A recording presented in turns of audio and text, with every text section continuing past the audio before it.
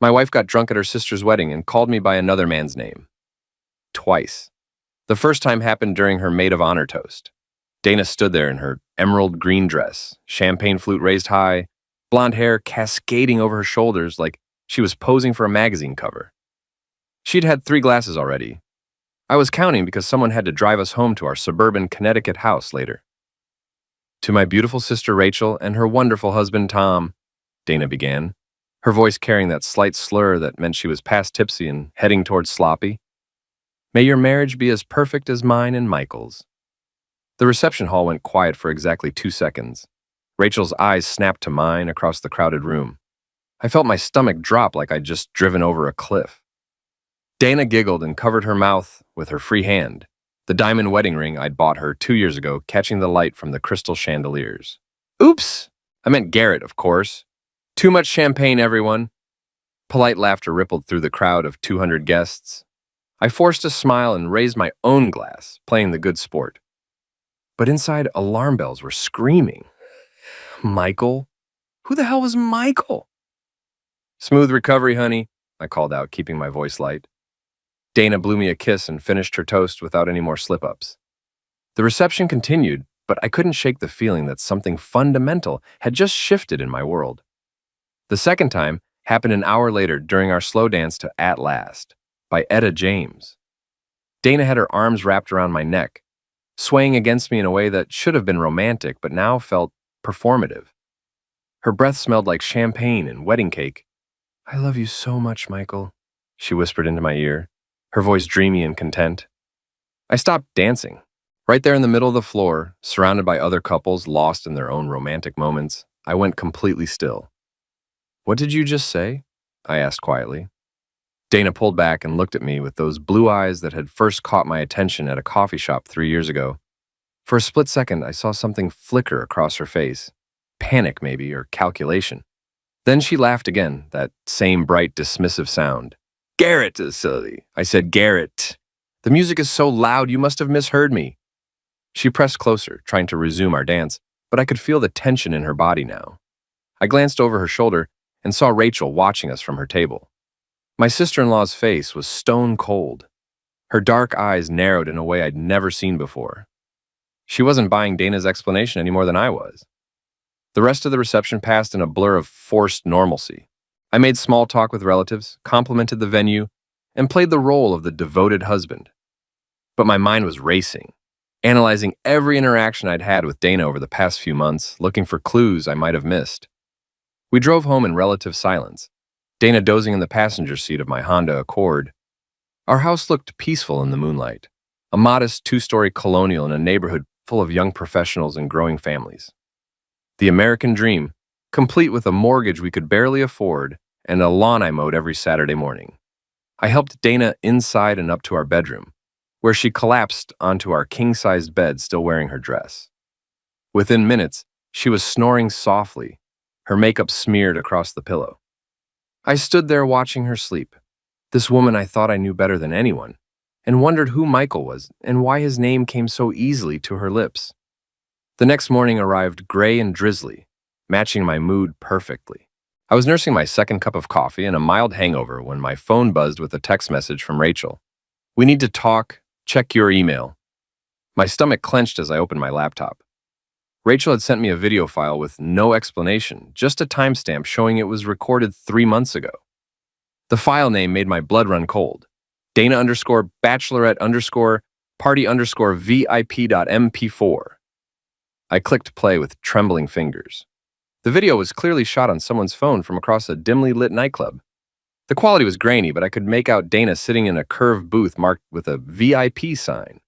She was wearing a tight black dress I'd never seen before, plastic tiara that said bride-to-be, and a smile that was pure carnivory satisfaction.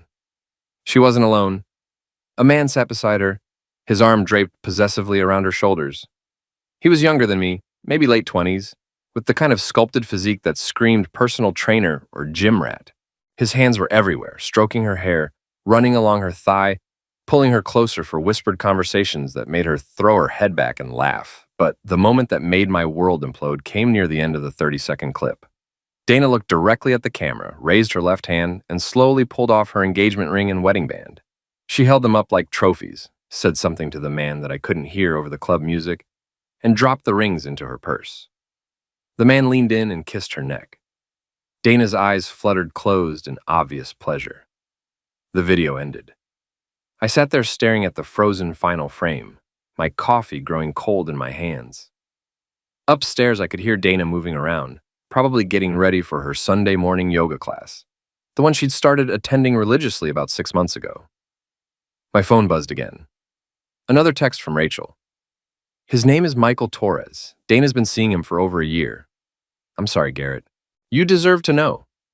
I didn't confront Dana that morning. Instead, I did what I do best. I gathered information. Most people assume I'm just another insurance adjuster pushing papers and investigating fender benders for Hartford Mutual. It's a convenient cover story that Dana has always been happy to share at dinner parties. Garrett deals with car accidents all day, she'd say with a dismissive wave. So boring, but it pays the bills. What Dana doesn't know, what nobody knows except my boss and a handful of federal agents, is that I'm actually a forensic accountant specializing in financial fraud investigation. My real job involves tracing hidden assets, uncovering money laundering schemes, and following paper trails that lead to some very dangerous people. The insurance company is legitimate, but it's also a front for much more serious work. The skills that make me good at tracking down offshore accounts and shell companies turned out to be incredibly useful for investigating my own wife. I started with Michael Torres. A simple Google search turned up his Instagram account, which was public and full of exactly what I expected. Shirtless gym selfies, protein shake advertisements, and motivational quotes about living your best life. But it was the photos with Dana that made my hands shake with rage. There were dozens of them, going back 18 months.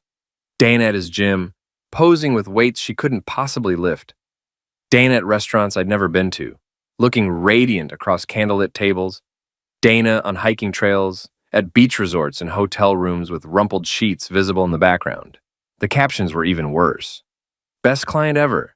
Hashtag blessed, hashtag motivation, hashtag private workouts. And some people make every day brighter, hashtag inspiration, hashtag grateful, hashtag my queen. And most recently, big changes coming soon. Hashtag new beginnings, hashtag excited, hashtag trust the process. I cross-referenced the dates with my own calendar and felt sick. Every single photo corresponded with a time when Dana had told me she was somewhere else. Working late, having dinner with girlfriends, visiting her mother in Boston. The lies were so systematic, so carefully planned, that I had to admire the craftsmanship even as it destroyed me. Michael's gym was called Elite Fitness Solutions, a small operation in a strip mall about 20 minutes from our house. According to the business registration records I pulled up, he'd opened it 2 years ago with a $50,000 loan that he was already behind on. His credit report, which I accessed through channels I probably shouldn't mention, showed a pattern of financial irresponsibility going back to his college years. But here's what really caught my attention. Michael Torres had been married before. Divorced 18 months ago from a woman named Jennifer Torres née Patterson. The divorce filing, which I found in the public records database, cited infidelity and financial misconduct as grounds for dissolution. Jennifer had gotten everything in the settlement. Michael had walked away with nothing but debt and a reputation for seducing married women. I was still processing this information when Dana came downstairs, fresh from her shower and glowing with post-workout endorphins. She kissed my cheek and poured herself a cup of coffee, acting like the most devoted wife in Connecticut. "How are you feeling this morning, baby?" she asked, settling into the chair across from me at our kitchen table. "You were pretty quiet on the drive home last night." "Just tired," I said, closing my laptop casually. "Too much champagne. How was yoga?" "Amazing as always. Sarah's class really centered me, you know. I feel so much more balanced when I take care of my body." Sarah. I made a mental note to check if there actually was a Sarah teaching yoga on Sunday mornings, or if that was just another lie in the elaborate fiction that had become my marriage. "That's great, honey. I'm glad you're taking care of yourself." Dana smiled and reached across the table to squeeze my hand. Her wedding ring was back in place, of course, sparkling innocently in the morning light streaming through our kitchen window. "I was thinking we could do something special today," she said. "Maybe drive up to that antique market in Litchfield. We haven't spent quality time together in weeks." The suggestion was so perfectly normal, so loving and wife-like, that for a moment, I almost doubted what I'd seen in that video. Maybe there was an explanation. Maybe Michael Torres was just a friend, and the video had been taken out of context, and my paranoid investigator's mind was creating conspiracies where none existed. Then I remembered the way she'd removed her rings, the look of pure satisfaction on her face, the intimate way Michael's hands had moved over her body. That sounds perfect, I lied. Let me just finish up some work emails first. Dana nodded and wandered into the living room to watch her Sunday morning news shows. As soon as she was out of sight, I opened my laptop again and began the real investigation. Our joint bank account showed regular withdrawals over the past 2 years.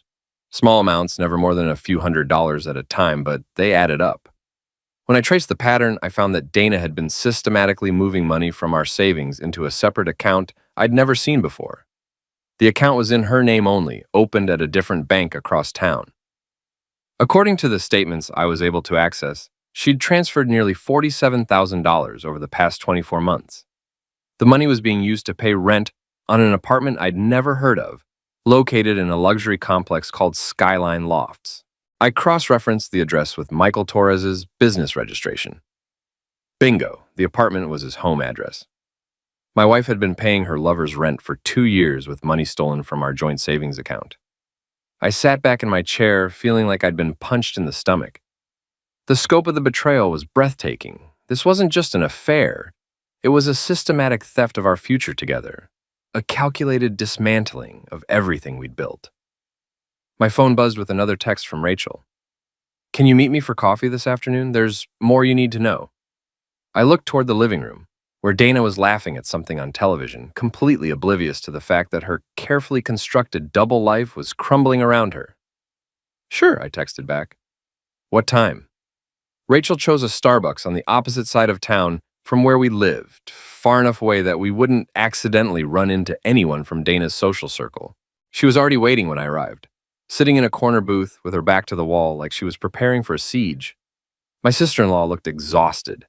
Her dark hair was pulled back in a messy ponytail, and she wore no makeup, which was unusual for someone who normally looked like she'd stepped out of a magazine.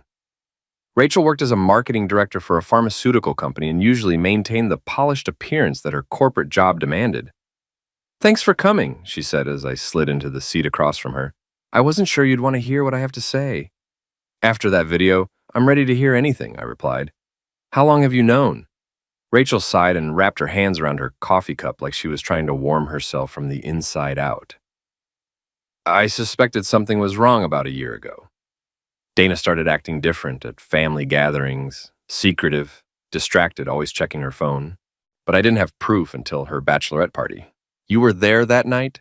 "I organized it," Rachel said bitterly. "My sister's last hurrah, before marrying a good man who loved her. I thought I was planning a celebration. Instead, I watched her parade her affair in front of 20 women like it was something to be proud of." She pulled out her phone and showed me a series of screenshots. Text messages from a group chat called Dana's Angels, apparently the core group of Dana's closest friends. The messages made my blood boil. "Garrett is so clueless, LOL," one read. "Dana literally talks about Michael right in front of him, and he has no idea." Another, "How much longer is she going to keep up the marriage charade? Michael is getting impatient." And from Dana herself, "Just need to make it through one more bonus season at his job. Then I can file for divorce and take half of everything. Michael and I will finally be free." I read through dozens of messages, spanning several months. Dana's friends, women I'd known for years who'd eaten dinner at our table and exchanged Christmas gifts with us, had been actively encouraging her deception. They'd helped her plan alibis for her dates with Michael. They'd covered for her when she needed to be out of town for romantic weekends. They'd even helped her shop for lingerie that I'd never seen her wear. "Jesus Christ," I muttered, scrolling through the evidence of my wife's betrayal. How many people knew? "Most of her inner circle," Rachel admitted. "Melissa, Brittany, Sarah, Jennifer, they all thought it was hilarious that you couldn't see what was happening right under your nose. And you never said anything?" Rachel's eyes flashed with anger. "I tried. I dropped hints for months, hoping you'd figure it out on your own. I suggested you surprise Dana at the gym once, remember? You said you didn't want to interrupt her workout routine." I did remember that conversation.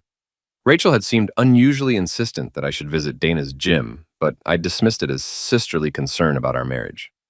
I'd been so focused on work, so trusting of my wife, that I'd missed every warning sign. "Why are you telling me now?" I asked. Rachel's expression hardened. "Because my own engagement just fell apart. Tom cheated on me with his secretary. Cliché as hell, right?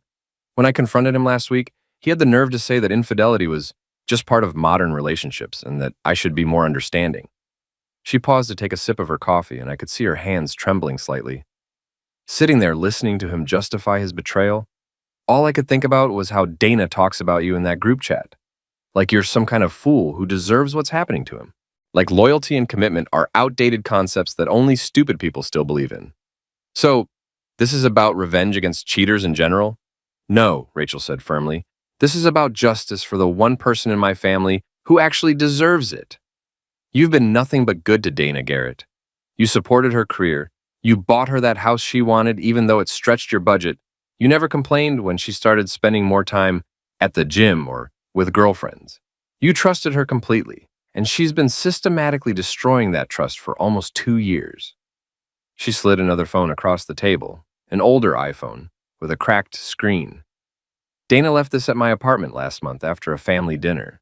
I meant to give it back to her, but then I found some things on it that I thought you should see." I picked up the phone. It was unlocked, open to a text conversation between Dana and Michael. The messages were explicit, both sexually and emotionally. Dana wrote about how much she loved Michael, how she couldn't wait to be free of her marriage, how she was just counting down the days until she could file for divorce.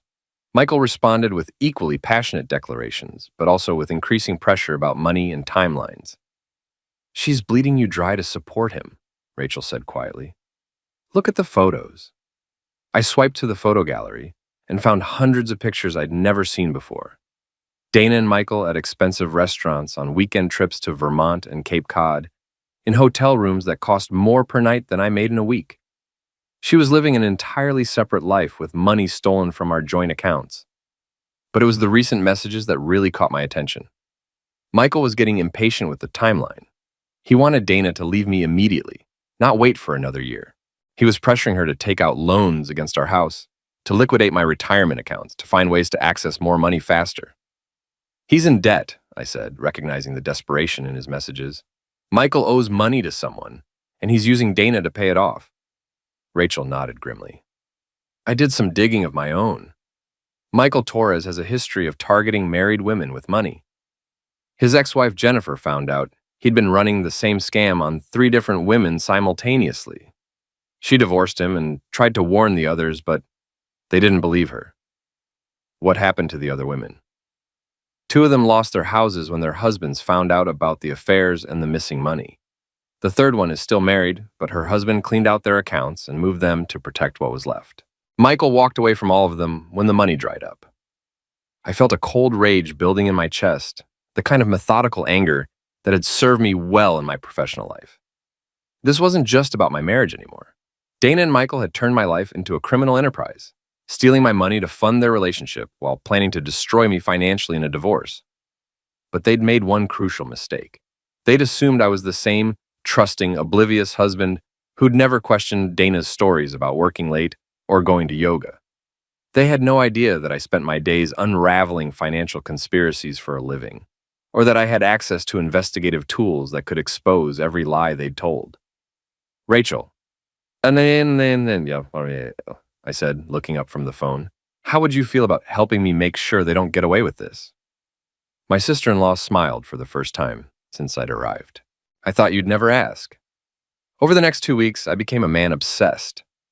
Every moment Dana spent at work or at the gym was time I used to build an airtight case against her and Michael. I approached it like any other fraud investigation, methodically documenting evidence and creating a timeline that would hold up in court. The first thing I did was install monitoring software on our home computer and Wi-Fi network. Completely legal, since I was the primary account holder and the equipment was in my name. Within days, I had access to every website Dana visited, every email she sent, and every social media interaction she made from our house. The digital evidence was damning. Dana was in constant communication with Michael throughout the day, sending him intimate messages between meetings at her HR job. sharing photos of our house and discussing which furniture they'd keep when she moved in with him permanently, even forwarding him confidential information about my work schedule and travel plans. But the most revealing discovery came from her search history. Dana had been researching Connecticut divorce law for months, specifically focusing on how to maximize her settlement in a fault-based divorce. She'd bookmarked articles about hiding assets, consulted online forums about the best strategies for claiming emotional misuse, and even contacted 3 different divorce attorneys for preliminary consultations. She was planning to divorce me and claimed that I'd been abusive, hoping to get more than the 50% split that Connecticut's equitable distribution laws would normally provide. The irony was staggering. She was stealing my money to fund an affair while simultaneously planning to portray me as the villain in our marriage. I documented everything with screenshots and saved copies, building a digital paper trail that would be impossible for her to deny or explain away. Meanwhile, I started conducting surveillance on Michael Torres himself. His gym was struggling financially. I could see that from the business records I accessed through my professional contacts. Elite Fitness Solutions was 3 months behind on rent, owed money to equipment suppliers, and had been cited by the health department for various violations. Michael was running his romance scam operation out of the gym, using it as a front to meet married women who were looking to get in shape or make a change in their lives. I identified at least 4 other current targets by monitoring the gym's social media accounts and cross-referencing the women who appeared frequently in Michael's posts. All of them were married. All of them had successful careers or wealthy husbands, and all of them were being systematically manipulated and financially exploited. I reached out to Jennifer Torres, Michael's ex-wife, using a secure email account. She was more than willing to share her story and provide documentation of Michael's previous scams. According to Jennifer, Michael had refined his operation over several years, targeting women who were emotionally vulnerable or dissatisfied with their marriages. His process was always the same: establish himself as a fitness trainer or life coach, provide intensive personal attention and emotional support, gradually escalate the relationship to romance, then begin requesting financial help for various emergencies or business opportunities. By the time his targets realized they were being scammed, they'd usually stolen significant amounts of money from their spouses and were too ashamed to report what had happened. Dana isn't his girlfriend, Jennifer explained during a phone conversation we had while Dana was at work. She's his biggest mark. He's been telling the other women that he's going to marry a wealthy woman who will fund his expansion into a chain of gyms. Dana thinks she's his true love, but she's really just his retirement plan. That revelation hit me like a physical blow. Dana wasn't even Michael's only lover. She was just the one with the most money to steal. Armed with Jennifer's information, I was able to trace Michael's financial situation more thoroughly. He owed approximately $200,000 to various creditors, including some very unpleasant people who charged interest rates that would make a loan shark blush. Michael was desperate for a big score, and Dana represented his best chance of avoiding some very serious consequences, which explained why his messages to her had become increasingly urgent about accelerating their timeline. I also discovered that Michael had been married not just once, but twice before. His first wife, a woman named Christina, had lost her house and filed for bankruptcy after Michael disappeared with $60,000 from their joint accounts. She'd tried to press charges, but Michael had covered his tracks well enough to avoid prosecution. The pattern was clear. Michael Torres was a professional con artist who specialized in destroying marriages and stealing money from trusting women. And my wife was his current target. But here's what Michael and Dana didn't know. I wasn't just some clueless insurance adjuster who would roll over and accept being victimized. I was a federal investigator with access to resources they couldn't imagine and contacts in law enforcement who owed me favors. I started making phone calls. The first call went to Detective Sarah Martinez at the Connecticut State Police Financial Crimes Unit. Sarah and I had worked together on several cases involving money laundering and asset concealment. She owed me a favor from a case where my financial analysis had helped her department recover $3 million in stolen pension funds. I need some unofficial advice about a domestic situation, I told her during a carefully worded conversation that wouldn't implicate me in any improper surveillance. Sarah listened to my story, or the carefully edited version I felt comfortable sharing, and provided some very useful information about how Connecticut handles financial fraud in divorce proceedings. She also mentioned that the state attorney's office was always interested in cases involving systematic romance scams, especially when they involved multiple sufferers across state lines.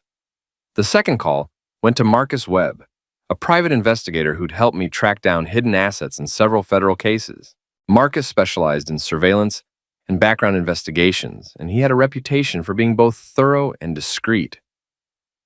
"I need you to document some activities," I told him, providing Michael's address and daily schedule.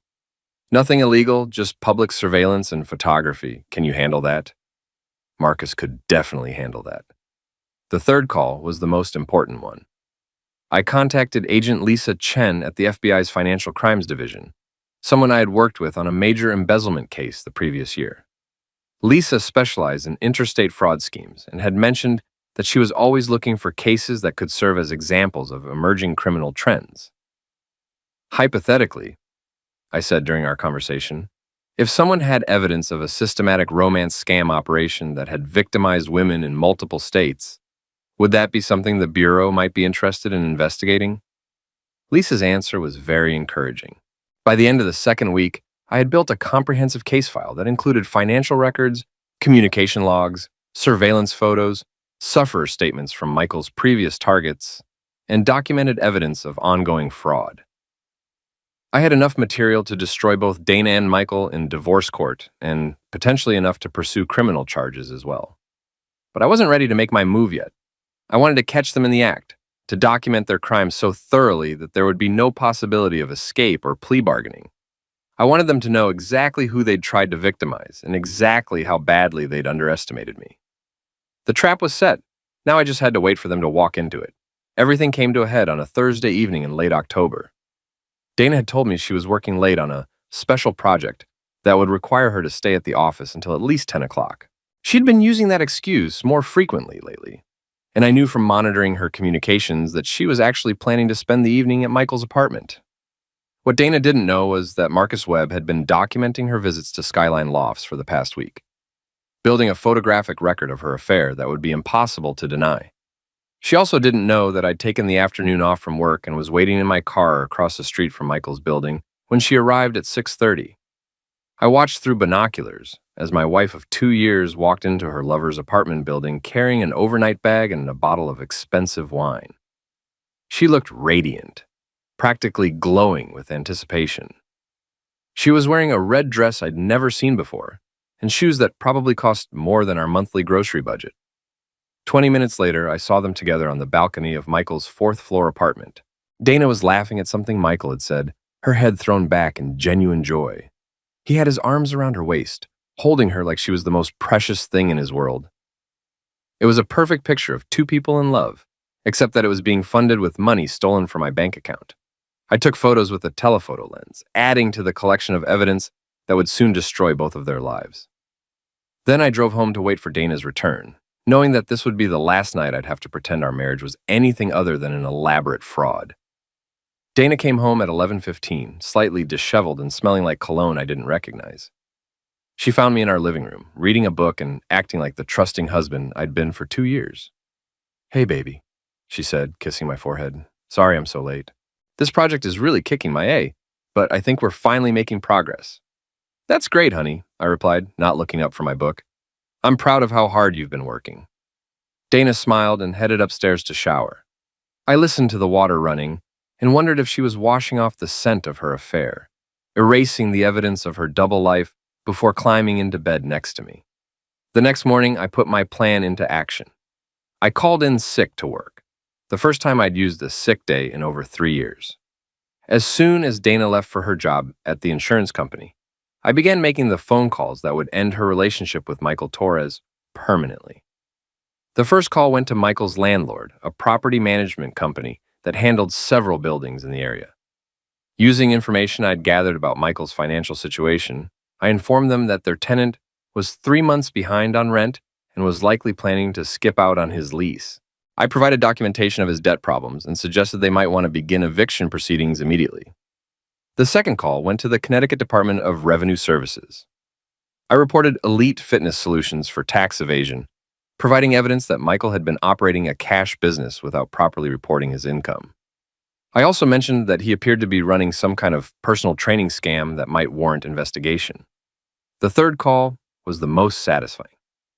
I contacted several of Michael's creditors, the dangerous ones that Jennifer Torres had warned me about, and provided them with his current address and daily schedule.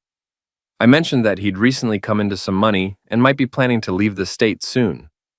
Then I sat back and waited for the chaos to begin. It didn't take long. By noon, Michael's landlord had served him with an eviction notice and changed the locks on his apartment. By 2 o'clock, state revenue agents were at his gym conducting an audit and interviewing his clients. By 4 o'clock, two very large men with expensive suits and unfriendly expressions were waiting for him in the parking lot of Elite Fitness Solutions. I know all of this because Marcus Webb was documenting everything from a discreet distance. Dana's phone started ringing at 3:30. I could hear it buzzing frantically from upstairs where she'd left it charging while she was at work. Michael was trying to reach her, probably to warn her that his carefully constructed life was collapsing around him. When Dana came home that evening, she looked confused and worried.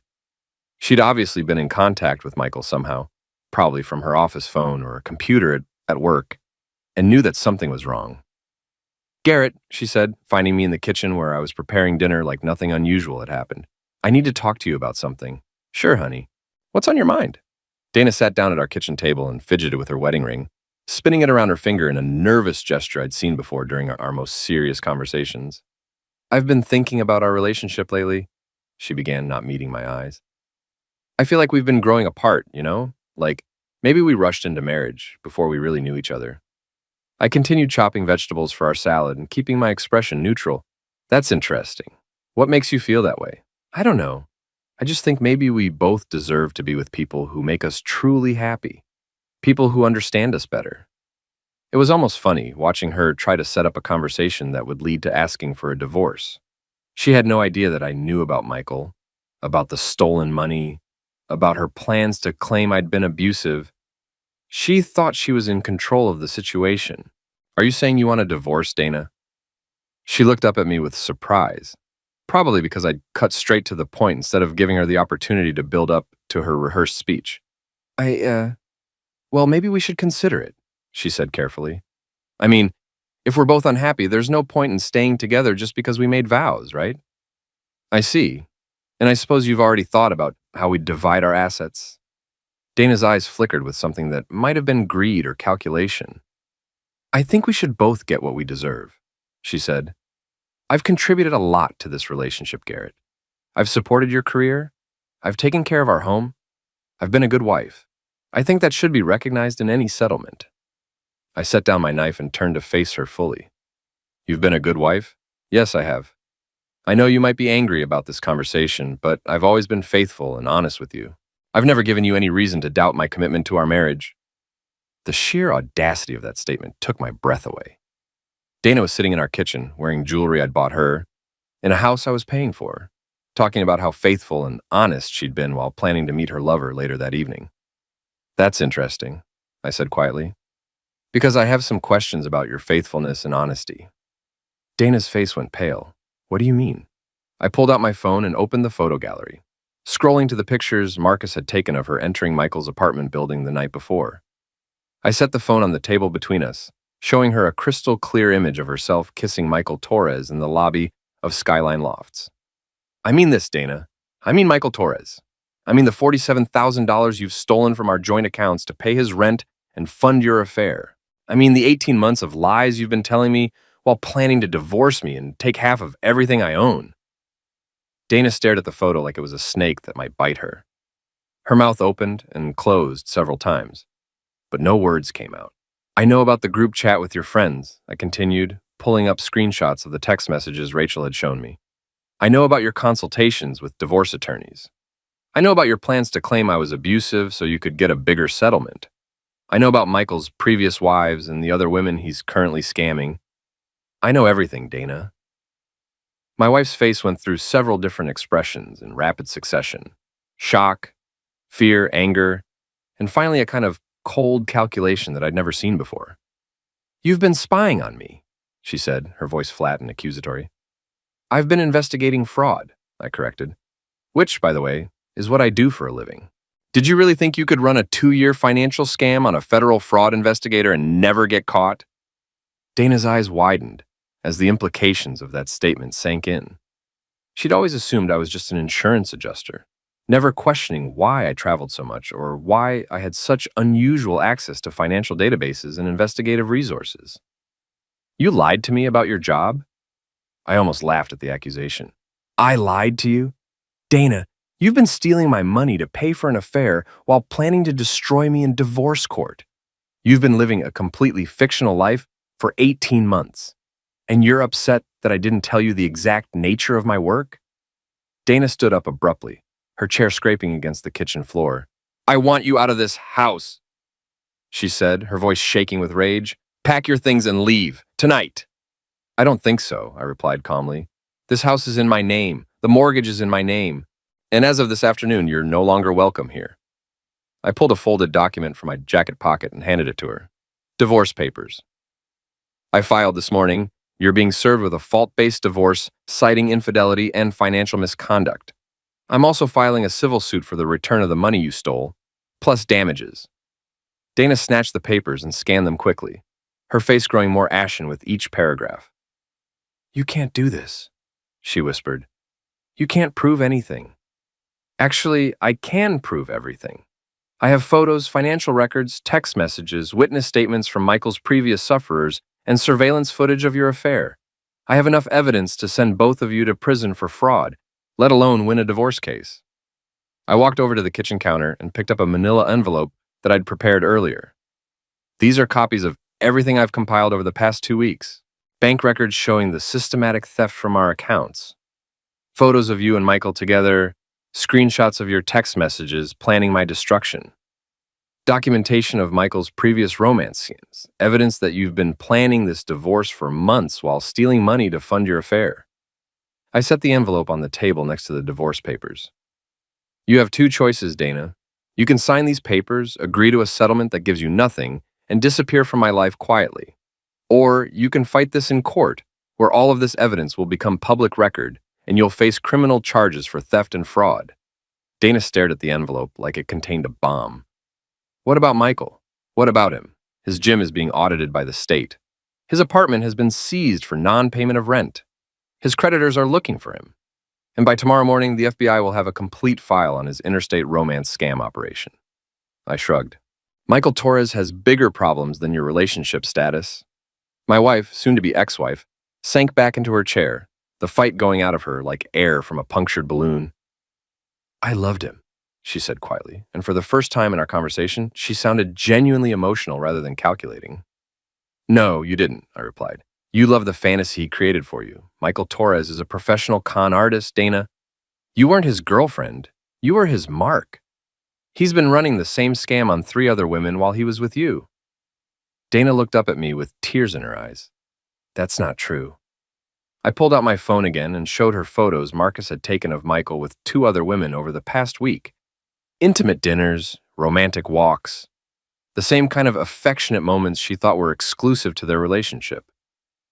He was never going to marry you, Dana. He was going to take as much money as he could get, then disappear when the heat got too intense, just like he did with his previous wives.